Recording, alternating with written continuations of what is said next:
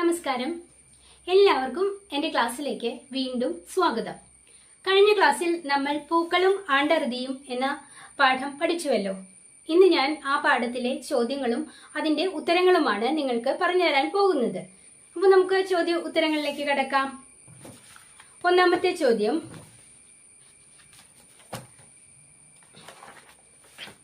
നമ്മുടെ സംസ്കാരത്തിൽ പൂക്കൾക്കുള്ള സ്ഥാനത്തെക്കുറിച്ച് വീട്ടിയുടെ നിരീക്ഷണങ്ങൾ എന്തെല്ലാമാണ്? കണ്ടെത്തി കുറിപ്പ് തയ്യാറാക്കുക.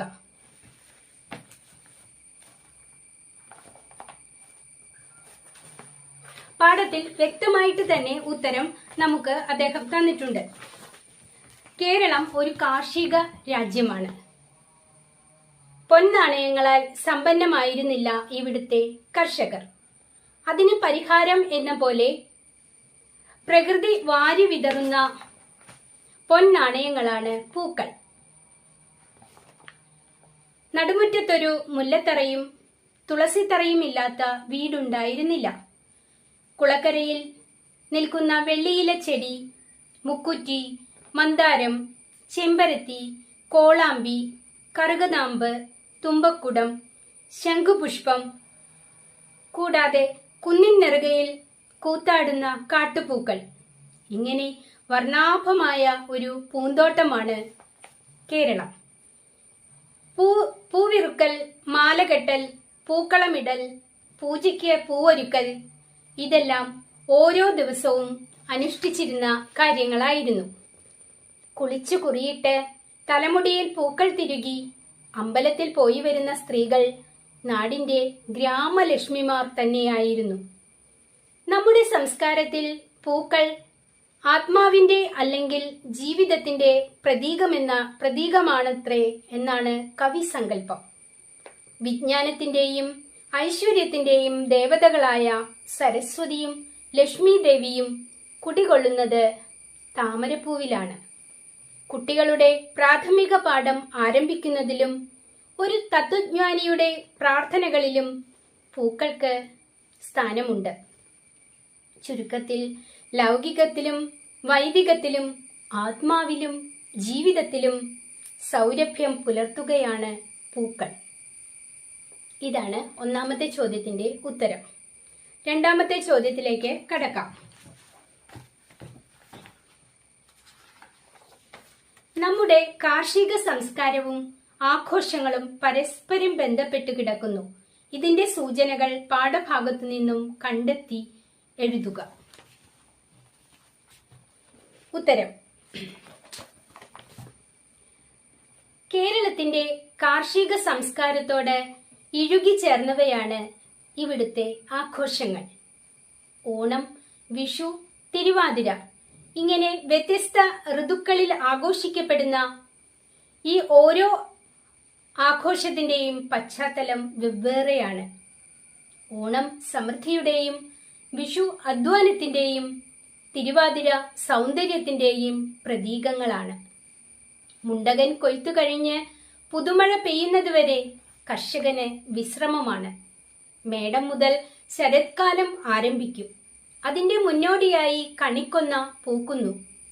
വിത്തും കൈക്കോട്ടും പാടിയെത്തുന്ന വിഷുപക്ഷി ഉറങ്ങുന്ന കർഷകരെ വിളിച്ചുണർത്തും. പുതുവർഷത്തിൽ വിളവിറക്കാൻ കർഷകർ തയ്യാറെടുപ്പ് തുടങ്ങും. ഉരുളിയിൽ കണിക്കൊന്ന, കണിവെള്ളരിക്ക, നാളികേരമുറി, ഉണക്കലരി, വെറ്റില, അടയ്ക്ക, വാൽക്കണ്ണാടി, സ്വർണം, രാമായണ ഗ്രന്ഥം, അലക്കിയ വസ്ത്രം ഇങ്ങനെ കണിയൊരുക്കി കർഷകൻ പുതുവർഷ പുലരിയിൽ നിർവൃതി അടയുന്നു. വിഷു എന്ന ആണ്ടറുതിയുടെ പ്രത്യേകതകളാണ് നമ്മളിവിടെ വിവരിച്ചത്. അടുത്തതായിട്ട് വരുന്ന ആണ്ടറുതി ഓണമാണ്. കർക്കടക സംക്രാന്തി മുതൽ അതിന്റെ ഒരുക്കം തുടങ്ങുന്നു. പുതുനെല്ലിന്റെ മണവും പൊന്നിൻ ചിങ്ങത്തിന്റെ പിറവിയും സ്വപ്നം കണ്ട് ഈശ്വര വിചാരത്തിലും ഇലക്കറി ഭക്ഷണത്തിലും മുഴുകുമ്പോൾ ഓണസ്വപ്നങ്ങൾക്ക് നിറമേകി മത്തപ്പൂക്കൾ വിരിയുന്നു. അധ്വാനിക്കുന്ന കർഷകന് ഓണം വിളവെടുപ്പ് ഉത്സവം തന്നെയാണ്. തടസ്സങ്ങളും തകരാറുകളും തട്ടിത്തടഞ്ഞ് കടന്നുപോകുന്ന കർഷകരുടെ ജീവിതത്തില് ഓണം എന്നും ഒരു വഴിത്താവളം തന്നെയാണ്. സന്തോഷത്തിന്റെ, സമാധാനത്തിന്റെ ഒരു തുടിപ്പാണ് ഓണമെന്ന ആഘോഷത്തിലൂടെ നമ്മൾ നിറവേറ്റുന്നത്. ഹേമന്ത ഋതുവിലെ ഉത്സവമാണ് തിരുവാതിര. സുമംഗലികൾക്കാണ് തിരുവാതിര പ്രധാനം. പതിപ്രീതി നേടുക എന്നതാണ് ലക്ഷ്യം. ഇവിടെ ശ്രീ പാർവതിയാണ് ആരാധ്യ ദേവത. ഭർത്തൃപ്രീതിക്ക് ചിരകാല തപസ്സനുഷ്ഠിച്ച പാർവതിയിൽ നിന്ന് അനുരാഗം അങ്കുരിച്ച രതികാമന്മാരെ പൂജിക്കുകയും അങ്ങനെ കുടുംബ സൗഖ്യം കൈവരുത്തുകയുമാണ് ഈ ആചാരത്തിന്റെ അല്ലെങ്കിൽ ഈ ഉത്സവത്തിന്റെ രീതികൾ. അശ്വതി മുതൽ പ്രഭാതത്തിൽ വെള്ളത്തിലിറങ്ങി സുമംഗലികൾ ആടുകയും പാടുകയും ഉല്ലസിക്കുകയും ചെയ്യുന്നു. ഇളനീർ, കിഴങ്ങ്, പഴവർഗ്ഗങ്ങൾ തുടങ്ങിയവ ആണ് പ്രധാന ഭക്ഷണ വിഭവങ്ങൾ. രാത്രിയിൽ ആതിരപ്പൂവ് ചൂടുന്നു, തിരുവാതിര കളിക്കുന്നു. ഇതിൽ നിന്നെല്ലാം ചുരുക്കത്തിൽ നമുക്ക് മനസ്സിലാക്കാൻ സാധിക്കുന്നത് കേരളത്തിലെ എല്ലാ ആഘോഷങ്ങളും ഒരു പരിധിവരെ കാർഷിക ജീവിതത്തിന്, കാർഷിക വൃത്തിക്ക് പരസ്പര പൂരകങ്ങളാണെന്നാണ്. നമുക്കടുത്ത ചോദ്യത്തിലേക്ക് പോകാം. ചോദ്യം ഞാൻ വായിക്കാം. ചാമുണ്ടിക്കാവിന്റെ മുറ്റത്ത് പൂത്തു നിൽക്കുന്ന കുങ്കുമം ഈ വിനോദവേളയ്ക്കുള്ള കളിവിളക്ക് നാട്ടലാണ്. ഈ ഋതു വേനൽ ചൂടിലൂടെ ഇഴഞ്ഞിഴഞ്ഞു മായുന്നു.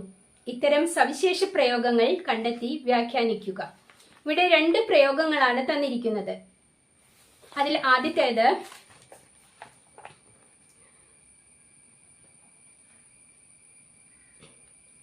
ചാമുണ്ടിക്കാവിന്റെ മുറ്റത്ത് പൂത്തു നിൽക്കുന്ന കുങ്കുമം ഈ വിനോദവേളയ്ക്കുള്ള കളിവിളക്ക് നാട്ടലാണ് എന്നുള്ളതാണ്. അതായത് ഒരു കലാരൂപം ആരംഭിക്കുമ്പോൾ ആദ്യം ചെയ്യുന്ന പ്രവൃത്തിയാണ് കളിവിളക്ക് നാട്ടൽ. കളിവിളക്ക് അരങ്ങിനെ എത്രമാത്രം പ്രകാശിപ്പിക്കുന്നുവോ അതുപോലെ പൂക്കൾ തനിക്ക് ചുറ്റുമുള്ള പ്രകൃതിയെ സുന്ദരമാക്കുന്നു. ഇവിടെ കൃഷിയുടെ കഠിനാധ്വാനമെല്ലാം കഴിഞ്ഞ് അടുത്തതായിട്ട് വിശ്രമത്തിനും വിനോദത്തിനുമുള്ള അവസരമാണെന്ന് കാണിക്കുന്ന വിധത്തിൽ ചാമുണ്ടിക്കാവിന്റെ മുറ്റത്ത് നിൽക്കുന്ന കുങ്കുമം നിറച്ചു പൂക്കുന്നു. അത് കണ്ടിട്ട് അത് വിനോദവേളയ്ക്കുള്ള കളിവിളക്ക് നാട്ടലാണെന്നാണ് ലേഖകൻ പറയുന്നത്. അതായത് ഇനിയും കഠിനാധ്വാനമെല്ലാം കഴിഞ്ഞ് വിശ്രമത്തിനും വിനോദത്തിനുമുള്ള സമയമായി, അതിനൊരു തുടക്കമായി എന്നൊരു സൂചനയാണ് ഇതിൽ നിന്നും വ്യക്തമാകുന്നത്. വിളക്ക് ഐശ്വര്യത്തിന്റെ പ്രതീകമാണ്. അങ്ങനെയെങ്കിൽ പൂക്കൾ ഐശ്വര്യത്തിന്റെ പ്രതീകം തന്നെയാണെന്ന് വീട്ടി പറയുന്നു. രണ്ടാമത്തേത്, ഈ ഋതു വേനൽ ചൂടിലൂടെ ഇഴഞ്ഞിഴഞ്ഞ് മായുന്നു എന്നതാണ്. വേനൽക്കാലം വളരെ ബുദ്ധിമുട്ടുണ്ടാക്കുന്ന ഒരു ഋതുവാണ്, ഒരു കാലമാണ്. നല്ല ചൂടായിരിക്കും. വേനൽക്കാലം നീണ്ടു പോകുന്നു, പെട്ടെന്ന് അവസാനിക്കുന്നില്ല. കഠിനമായ വേനലിനെ ഇവിടെ ഇഴഞ്ഞിഴഞ്ഞ് പോകുന്നതായിട്ടാണ് പറയുന്നത്. ഇഴഞ്ഞിഴഞ്ഞു പോവുക എന്ന് പറഞ്ഞാൽ വളരെ വേഗതയില്ലാതെ പതുക്കെ പതുക്കെ പോവുക. ഒരു സർപ്പം അല്ലെങ്കിൽ ഒരു പാമ്പ് ഇഴഞ്ഞിഴഞ്ഞാണല്ലോ പോകുന്നത്, അതിങ്ങനെ ഇഴഞ്ഞിഴഞ്ഞ് പോകുന്നു. അതുപോലെ ഇവിടെ വേനൽക്കാലവും വളരെ പതുക്കെ ഇഴഞ്ഞ് പോകുന്നു എന്ന് പറയുന്നു. വേനൽ അസഹ്യമാണ്, നമുക്ക് സഹിക്കാൻ പറ്റുകയില്ല. ചൂട് നമ്മുടെ ശരീരത്തിന് ദോഷം തന്നെയാണ്. വേനൽ ഒന്ന് അവസാനിച്ചെങ്കിൽ എന്ന് നമ്മൾ ആഗ്രഹിക്കുകയും എന്നാൽ അത് അവസാനിക്കുന്നില്ലല്ലോ എന്ന ഉത്കണ്ഠയും നമുക്കുണ്ട്. ഭാഷാപ്രയോഗത്തിലെ ഒരു സൗന്ദര്യമാണ് നാം ഈ പ്രയോഗത്തിലൂടെ ഇവിടെ കാണുന്നത്. അടുത്ത ചോദ്യം, ലോകം എന്നത് ഒരു നാമപദമാണ്. ഈ നാമപദത്തിൽ നിന്നും രൂപപ്പെടുന്ന മറ്റൊരു പദമാണ് ലൗകികം. ഇത്തരത്തിൽ രൂപപ്പെടുന്ന മറ്റു പദങ്ങൾ പാഠഭാഗത്തു നിന്നും കണ്ടെത്തി എഴുതുക. ഈ രൂപത്തിലുള്ള അനേകം പദങ്ങൾ ഈ പാഠത്തിലുണ്ട്. ലോകം എന്ന നാമപദത്തിൽ നിന്നും ലൗകികം എന്ന പദമുണ്ടായതുപോലെ കൃഷി എന്ന പദത്തിൽ നിന്നും കാർഷികം എന്ന ഒരു പദം ഉണ്ടായിരിക്കുന്നു. അതുപോലെ ഭൂതം ഭൗതികം, ആത്മാവ് ആത്മീയം, വേദം വൈദികം, ഗൃഹം ഗാർഹികം, ദൈവം ദൈവികം. അടുത്തത് കരാരവിന്ദം, അരവിന്ദം പോലുള്ള കരം, താമരപ്പൂ പോലുള്ള കരം. പൊന്നാണയം, പൊന്നുകൊണ്ടുള്ള നാണയം. കൂടുതൽ സമസ്ത പദങ്ങൾ കണ്ടെത്തി ഘടകപദങ്ങളാക്കി എഴുതുക. നോക്കാം, നമുക്ക് ഈ പാഠത്തില് ഒരുപാട് സമസ്ത പദങ്ങളുണ്ട്. ഗ്രാമലക്ഷ്മി, ഗ്രാമത്തിന്റെ ലക്ഷ്മി. കൃഷിവല കുടുംബം, കൃഷിവലന്മാരുടെ കുടുംബം. കവി സങ്കല്പം, കവിയുടെ സങ്കല്പം. പ്രാഥമിക പാഠം, പ്രാഥമികമായ പാഠം. ജീവിത ദുർഗങ്ങൾ, ജീവിതത്തിലെ ദുർഗങ്ങൾ. ആണ്ടറുതി, ആണ്ടിന്റെ അറുതി. കുടുംബ സൗഖ്യം, കുടുംബത്തിന്റെ സൗഖ്യം. അപ്പോൾ അങ്ങനെ സമസ്ത പദങ്ങളെ ഘടകപദങ്ങളാക്കാൻ പറ്റുന്ന ഇനിയും പല പദങ്ങളും ഈ പാഠഭാഗത്തുണ്ട്. അതൊന്ന് സ്വയം കണ്ടെത്താൻ ശ്രമിക്കുക. അടുത്ത ചോദ്യം,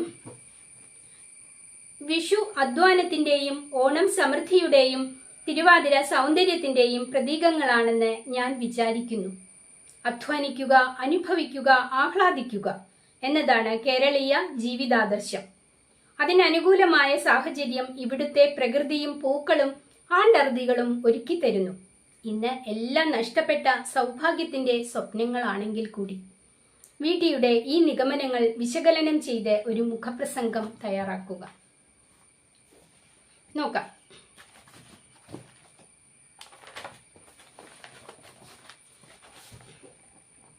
നമ്മൾ പഠിച്ച കഴിഞ്ഞ കാര്യങ്ങൾ തന്നെയാണ് ഈ ഉത്തരത്തിലും കടന്നു വരുന്നത്. കേരളം ഒരു കാർഷിക രാജ്യമാണ്. ജനങ്ങളുടെ പ്രധാന ഉപജീവന മാർഗം കൃഷിയാണ്. കേരളത്തിലെ ഉത്സവങ്ങളെല്ലാം അതുകൊണ്ട് തന്നെ കാർഷിക സംസ്കാരവുമായി ബന്ധപ്പെട്ട് നിൽക്കുന്നു. വിത്ത് വിതയ്ക്കലും കൊയ്ത്തുമെല്ലാം കർഷകന് ഉത്സവം തന്നെയായിരുന്നു. അധ്വാനത്തിന്റെ അവസാനം വിശ്രമിക്കാനും സന്തോഷിക്കാനുമുള്ള അവസരങ്ങൾ പ്രകൃതി പൂക്കളുടെയും ആണ്ടറുതികളുടെയും രൂപത്തിൽ നൽകിയിരുന്നു. കർഷകരുടെ കലവറ നിറയ്ക്കുന്ന വിളവെടുപ്പുമായി ബന്ധപ്പെട്ട ഉത്സവങ്ങളാണ് ഓണവും വിഷുവും. വിഷു അധ്വാനത്തിന്റെയും ഓണം സമൃദ്ധിയുടെയും തിരുവാതിര സൗന്ദര്യത്തിന്റെയും പ്രതീകങ്ങളാണ്. മേടമാസത്തിൽ കണിക്കൊന്ന പൊൻനിറമാർന്ന പൂക്കളാൽ നിറയുന്നു. മുണ്ടകൻ കൊയ്ത്തു കഴിഞ്ഞ് വിശ്രമിക്കുന്ന കർഷകനെ വിഷുപക്ഷി വിളിച്ചുണർത്തുന്നു. അടുത്ത ആണ്ടറുതി ഓണമാണ്.